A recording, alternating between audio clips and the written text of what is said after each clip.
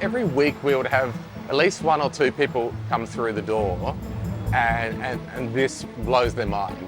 They really connect with it from having played games growing up, and you can just see in their face that they thought they'd never see anything like this again.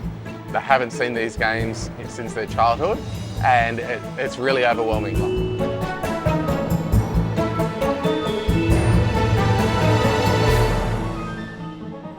There are more than 200 original machines in this retro arcade, a mix of arcade games and pinballs that were the rage in the late 1970s to 80s, when iconic titles like Pac-Man and Donkey Kong captivated a global audience.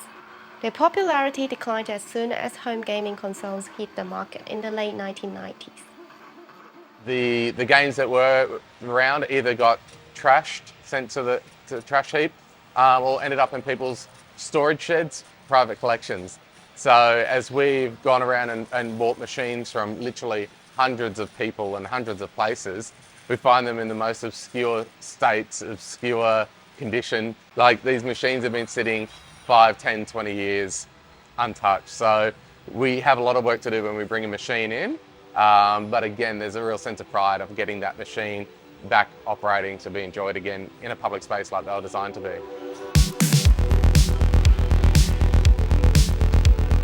Today, the arcade scene is not just a relic of the past, as a resurgence is taking place not just in Australia but globally.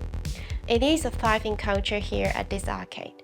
It has become a vibrant hub where people can relive the magic of vintage games.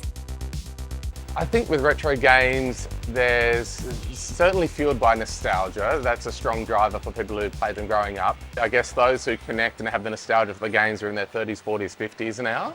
But we also have a lot of families. So we have children all the way from 5, 6 or 7 upwards coming through. And we have parents who are able to, for the first time, come through and show their children the games that they grew up with and they love. And that's great to see that, generation cross there, with the sharing of the passion of their video games. So when you get those sorts of moments, when the arcade can really impact upon someone so strongly, that's what makes it all worthwhile.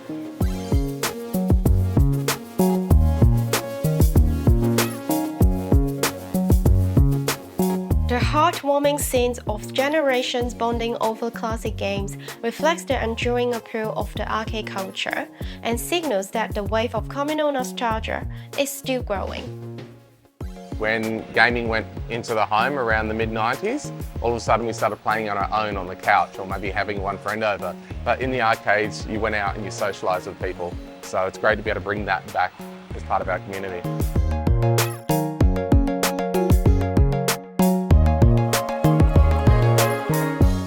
I guess eventually, yes, they can't keep running forever, but while they can, we'll keep repairing them, we'll keep them going, and we're really running on it.